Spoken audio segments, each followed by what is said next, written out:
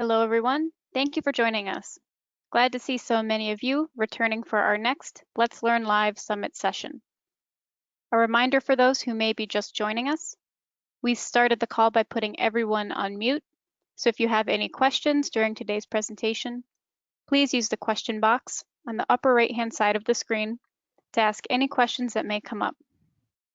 At the end, we'll have time for a Q&A with our presenters. If you are interested in submitting for CPE credit for attending the session, please be sure to complete the survey at the end of the broadcast. This survey will be available once the session ends.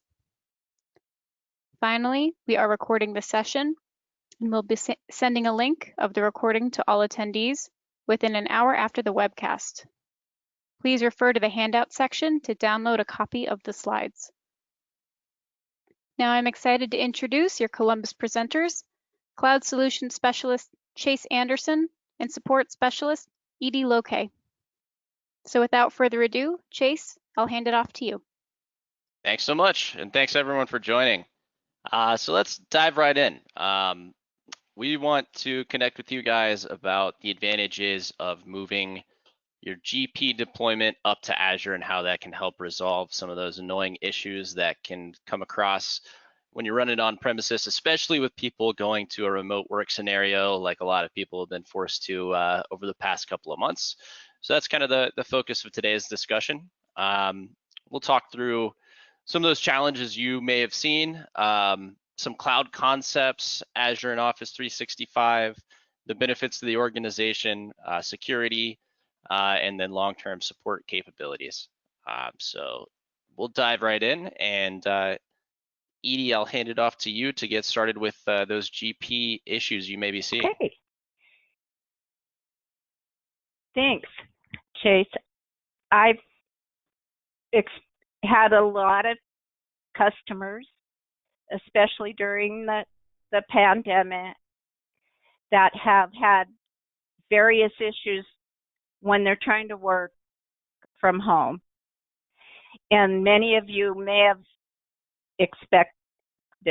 experienced that. Excuse me, I'm getting an awful feedback.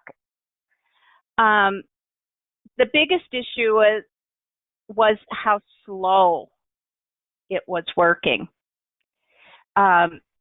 We have had people come in and talk about how poor the performance is, how the windows in Great Plains load very, very slow. The posting process is slow. And the batches often get stuck. So many of these things are related to the fact that you're dialing in from your home computer and you go to a VPN, which goes to a wide area network, and that's how you're attaching to Great Plains. Great Plains takes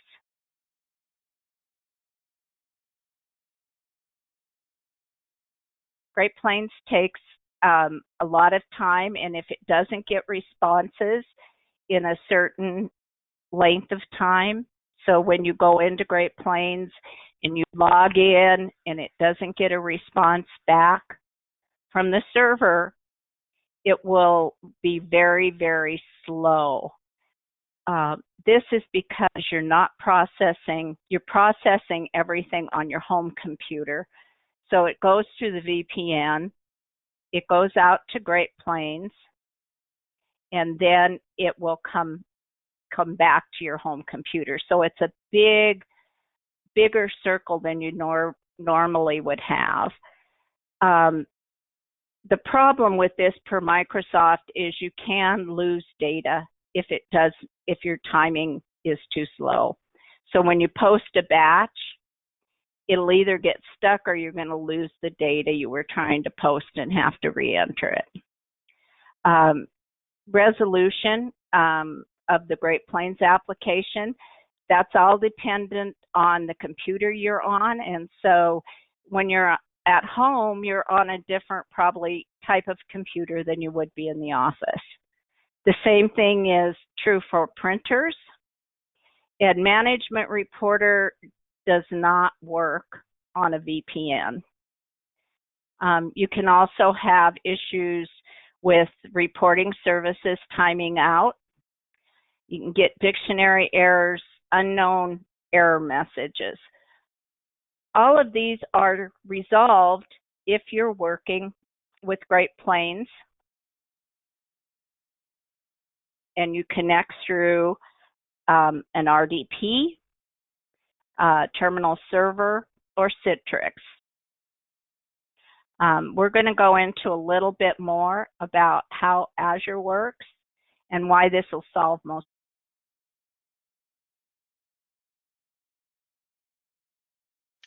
Absolutely. Thanks, Edie. So with those issues in mind, I mean, those may be things that you guys have seen.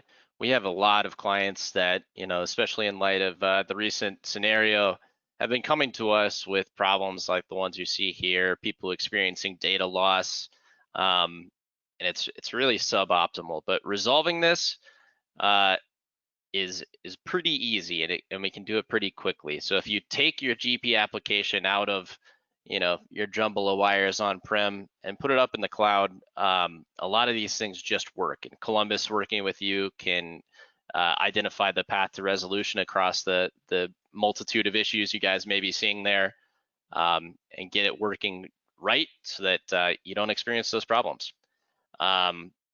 So now what I'd like to do is just dive in a little bit to Azure and the cloud models, just to give you guys the framework, so that you can understand kind of how things look in those environments typically.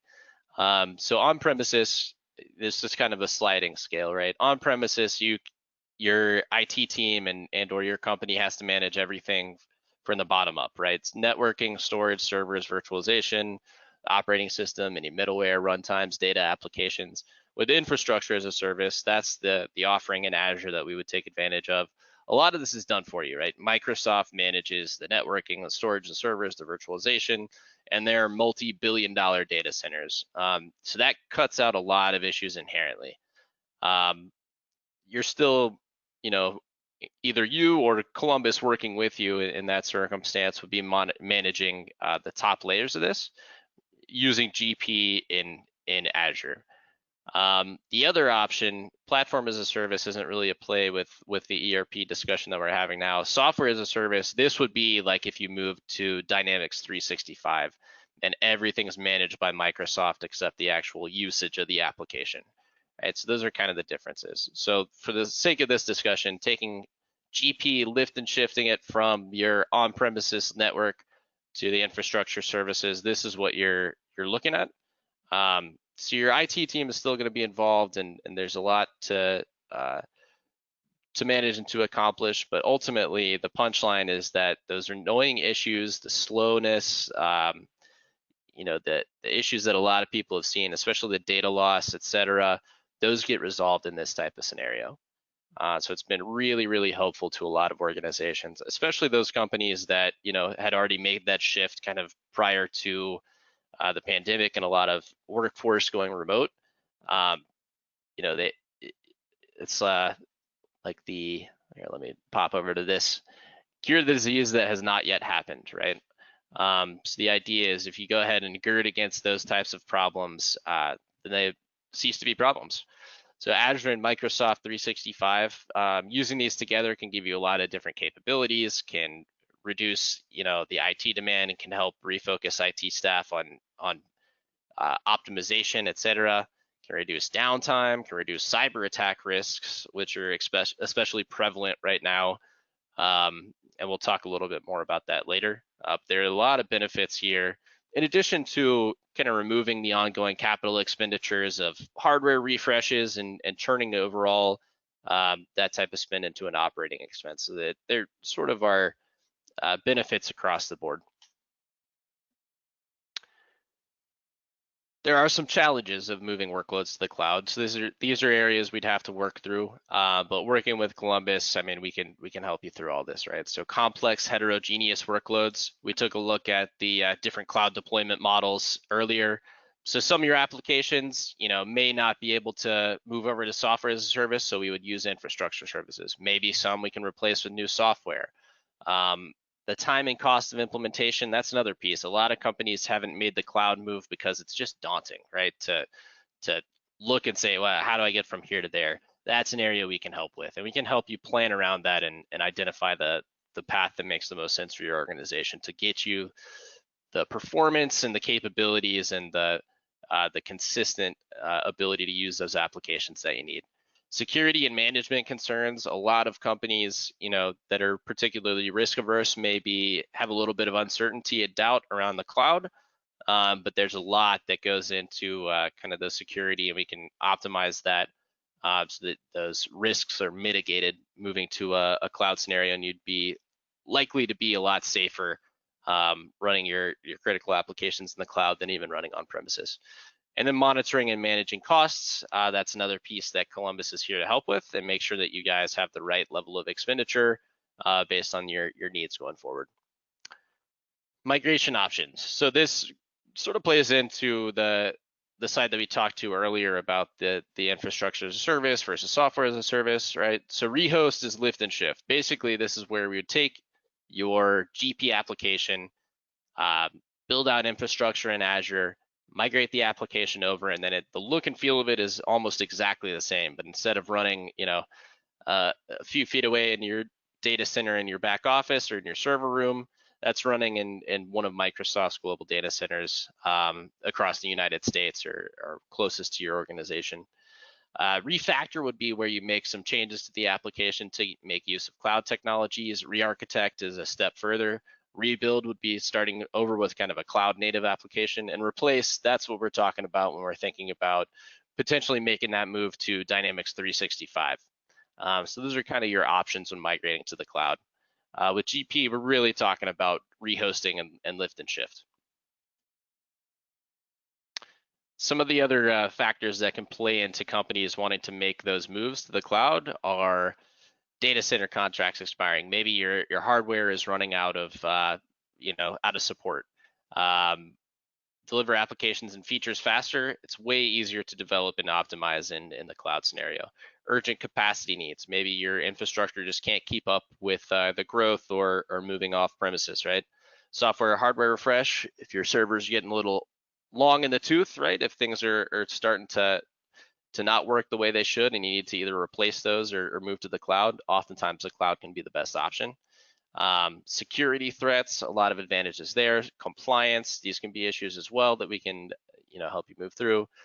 Enable new business opportunities, maybe remote workers, and software and end of support. Yeah, maybe those applications or your server or operating systems are at the end of support, right? So these are some of the triggers that can lead to those cloud migrations. And if you guys and your IT team is looking at any of these, then maybe it makes sense to evaluate that move to Azure with GP and/or anything else that you guys may be running on premises to take advantage of those benefits.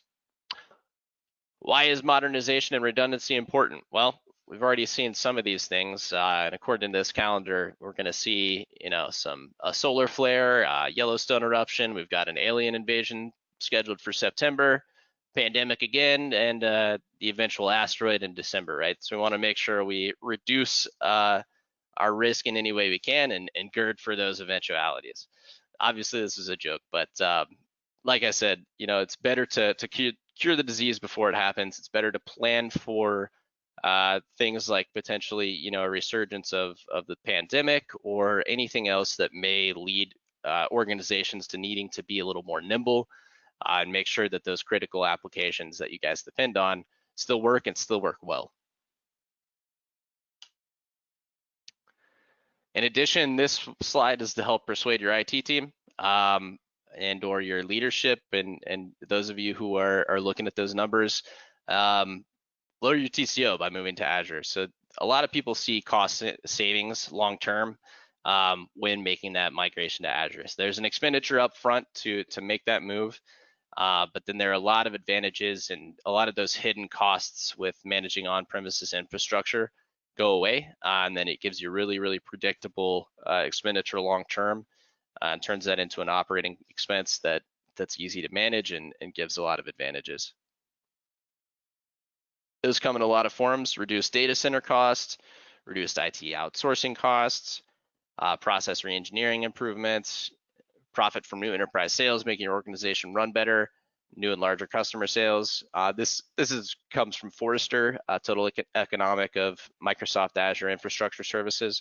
So this is looking at the types of advantages your company can see when making the shift, from not only kind of a GP perspective, but overall into a cloud native approach.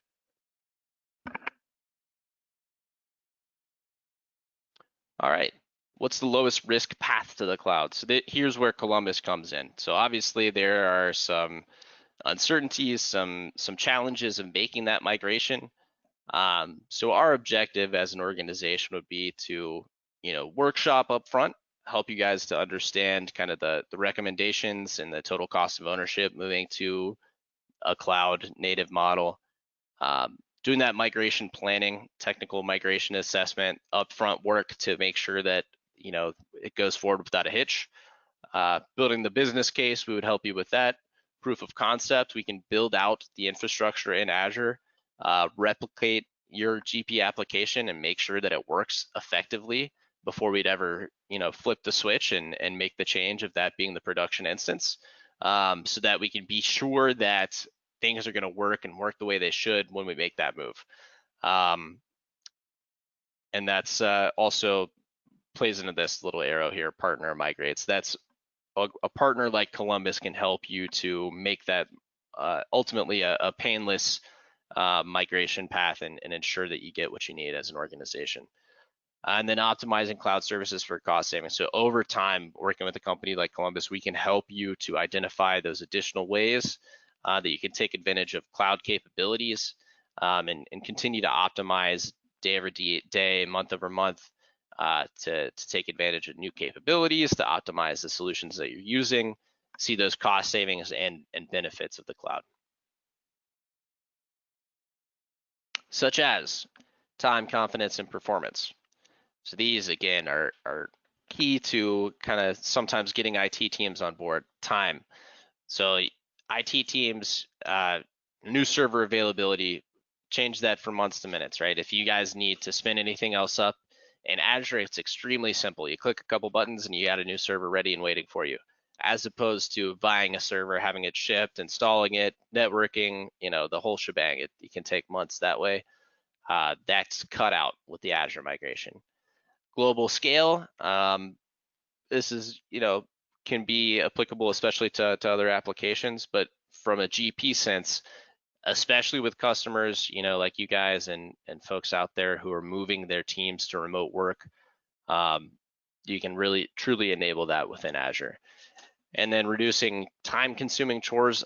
A lot of the advantage of Azure comes with the additional tools and capabilities that just reduce some of those workloads that have been bugging your IT team and your staff for years and for kind of the history of computing, right? A lot of that stuff just works at Azure, and comes with some additional monitoring and management tools that can really help streamline and optimize what you guys are doing. Confidence, we can talk through this. So ultimately, ensuring business continuity, you get some inherent capabilities within Azure that help in the event of a crisis, right? So if there is any downtime, like if there were, a scenario where your server room caught on fire, if you're only on premises and you don't have a disaster recovery scenario, you guys could experience a lot of downtime with your applications like GP and your critical business applications. That could be really problematic. As an initial step, we could work with you to build some disaster recovery options. Even if you're planning to keep GP on premises, but where if there is an issue like that, you can quickly replicate it up to Azure, and kind of maintain those critical business functions. And that's pretty low cost and can be really, really effective for a lot of companies as a first step into the cloud. So a lot of organizations, if they're not, migrating their workloads to the cloud, they're at least using the cloud to secure against those types of disaster recovery scenarios. mitigate risks with Azure Security Center and compliance certifications. So Azure and the cloud, I mean, Microsoft has invested a ton into risk mitigation for clients. Azure is a very enterprise-focused cloud platform that's built to be used by major organizations, governments, regulated industries. So there are a ton of obviously security issues that they had to work through to win the confidence of those types of organizations and folks like yourselves. And they've put a ton of upfront work into that. So from both a security and compliance perspective, Azure is generally leading the pack, right? It's always a race from the cloud space, but a lot of organizations have kind of made that shift over the past few years and now view the cloud and Azure as more secure than on-premises in most scenarios. And global regions. This is probably less of a concern for the scope of this call, but giving you that global reach is also a capability with Azure that can be more relevant to like customer-facing applications, like maybe your website or e-commerce or kind of however, depending on the vertical that you guys are in and the type of business that you do. There's some capabilities there, but from a GP perspective, this probably isn't as relevant.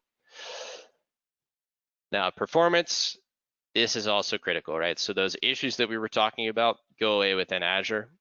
You guys get, modern hardware and capabilities to utilize your GP applications. Azure Cognitive Services, there are capabilities within Azure to continue to optimize and build on the performance of what's possible.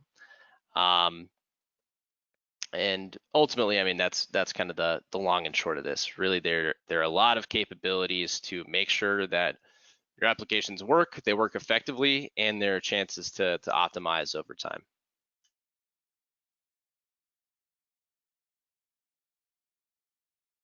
So, security and management. This is generally a concern for a lot of companies that haven't made the shift into the cloud yet.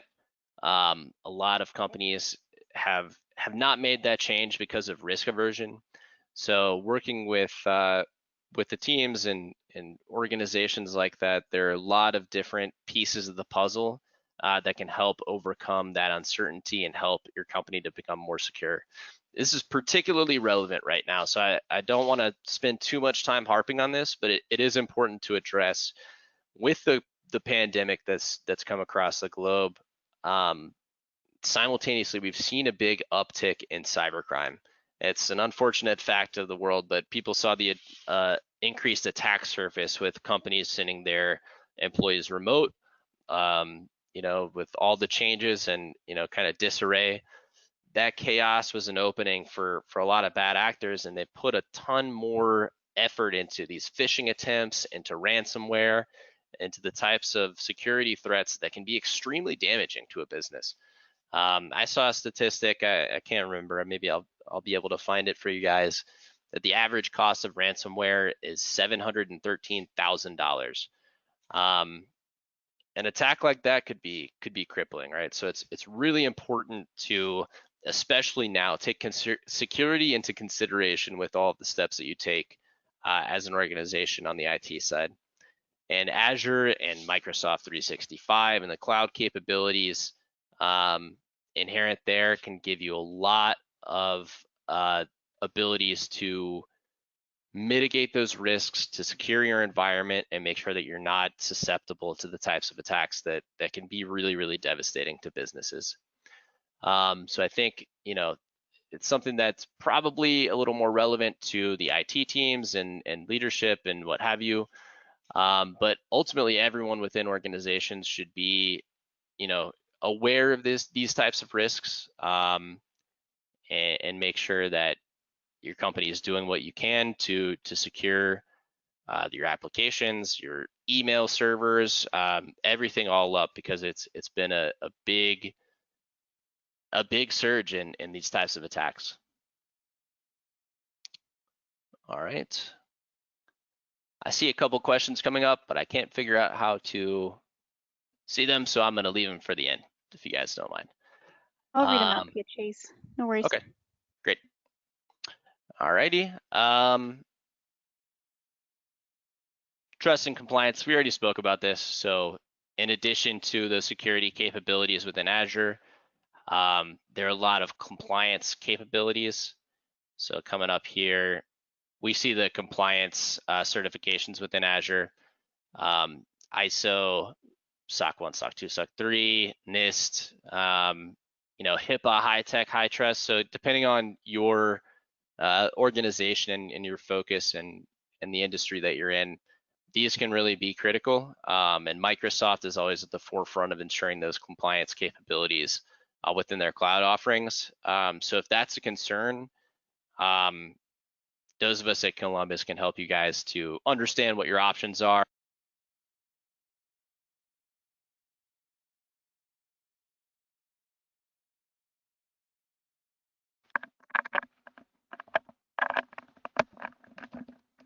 Sorry, I think my headset popped up.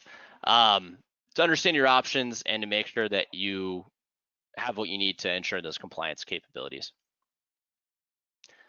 Unmatched security. So continuing to harp on this, but Microsoft puts over $1 billion into security of their cloud offerings for their clients annually.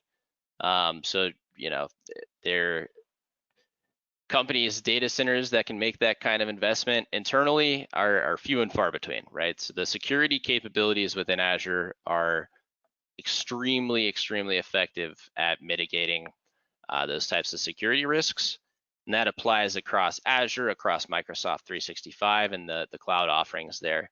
So a way to think about it is, you can absolutely secure an on-premises environment and use, modern technologies, but it's generally very, very difficult and very expensive to make sure you're up to speed there. Whereas within Azure, a lot of those tools and capabilities are built in based on Microsoft's, massive continual investment into security.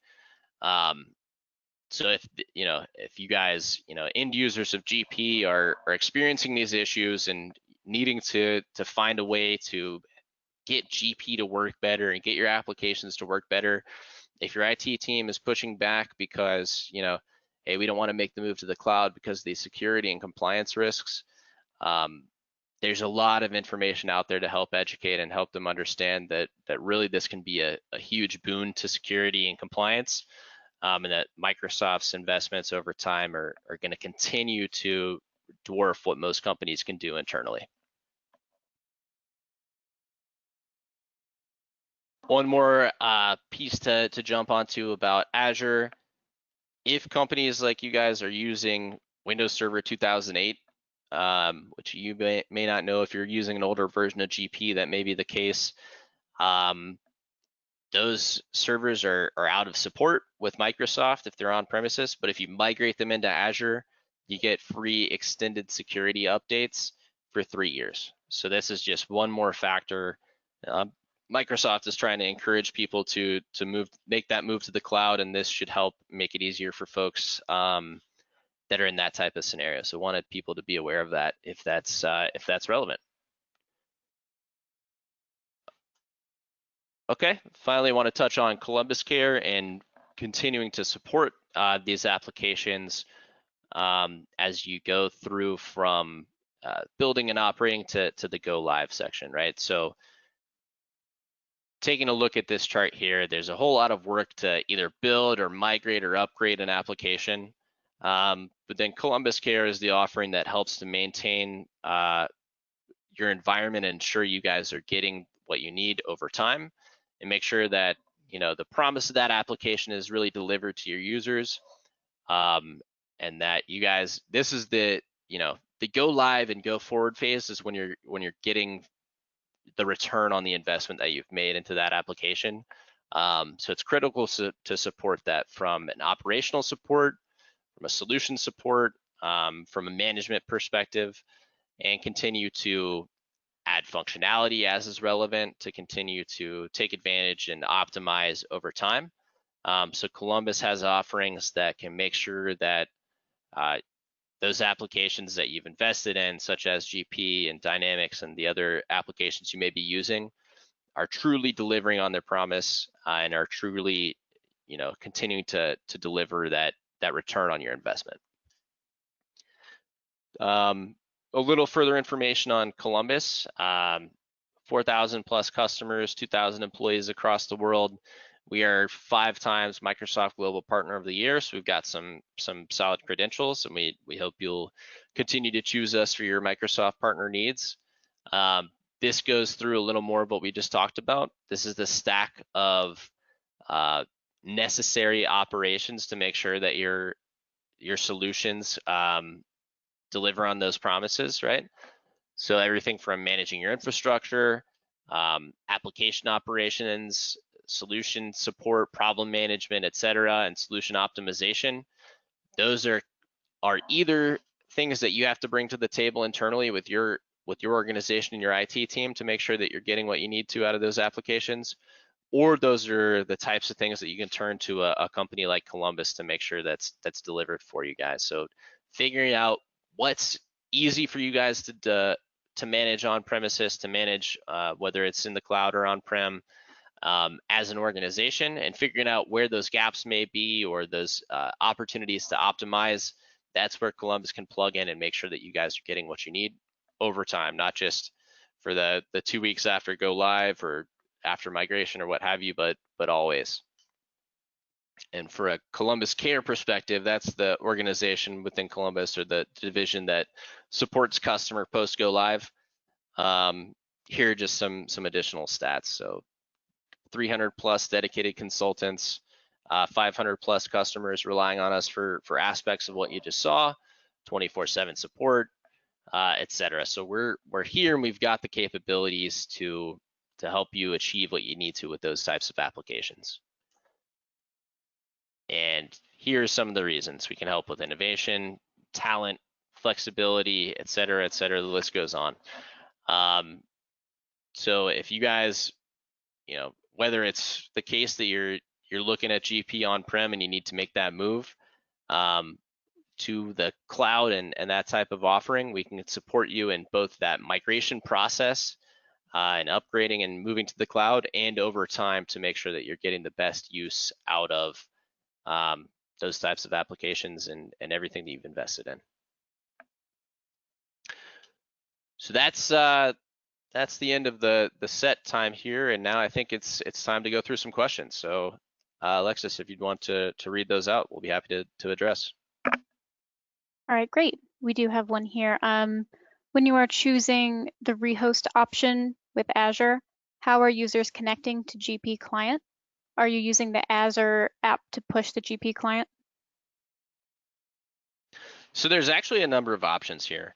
Most companies are using RDS, like terminal servers, basically. So you'd build a remote desktop server in Azure in the environment of your GP, and that would be the delivery mechanism. So your users would connect through kind of the RDS server to the application, and everything runs within the data center and is delivered by that methodology. There are other options. We could use RD Web. So that application is delivered a little differently. So that's always a capability. There's actually some new capabilities within Azure that may be options here as well, including Azure Bastion, which is a service that may be relevant, generally used more for management. But ultimately, there are a few options around that deployment methodology, and we can work with you and your team to deliver that in the best way for you guys and your users. All right, great. Does using Azure make upgrading versions of GP any easier? So it brings some advantages. So if you're upgrading GP, if you're running in Azure, it's still a lift. It's not seamless. There's still some work that goes into it. But already being in Azure gives some advantages, such as you can quickly replicate that environment, build out a test deployment, and those servers needed to do that upgrade, and then promote that to go live to the production environment once it's thoroughly built, upgraded, tested, etc. So that it can make that process a little bit easier over time. But again, there's still going to be the work that goes into actually managing that upgrade and implementing it. But the ability to build out new servers in Azure extremely quickly and then to scale them back down when they're not needed can help by providing those additional environments that you can, build, test, and then promote to production and ensure that continuity. So it can reduce downtime, it can reduce costs, it can make it a little easier and faster. But there's still going to be some work that's required to make that happen. But generally, Azure, brings those types of benefits. The other thing is, if there are heavy workloads that have to get done during that time, you can spin up a massive Azure server, right, for a few hours that can really, really speed things up by, just giving a ton of CPU and RAM, and then you only pay for it during the time that it's actually used, right? So if you need that for a few hours, you spin it up, you pay X number of dollars for those few hours, and then you spin it back down, and that's all you pay. Whereas you don't really have those types of capabilities in an on-premises scenario. You're kind of stuck with the hardware that you got. So those can be a couple of the advantages with from the upgrade discussion. Okay. Have you deployed GP using Windows Virtual Desktop? I don't know if we've done that yet. So we have some customers that are moving to Windows Virtual Desktops for delivery of their actual desktops. From an application perspective, I'll have to work. I have not personally. I'm not actually an implementation guy. I'm more of a theoretical, point to PowerPoint slides and talk to them than instead of actually doing it myself. So we'd have to get you in touch with some of the technical team here. Using Windows Virtual Desktop as a delivery mechanism is something that we have started to discuss, but we haven't used with any of our customers yet. And that's something that we're planning to test internally. GP is a little bit finicky with how it works. It's a little bit older of an application. So we'd want to make sure that that works effectively before deploying that way for any of our customers. But it seems like there's potential there. So we haven't specifically built out GP and delivered via Windows Virtual Desktops yet.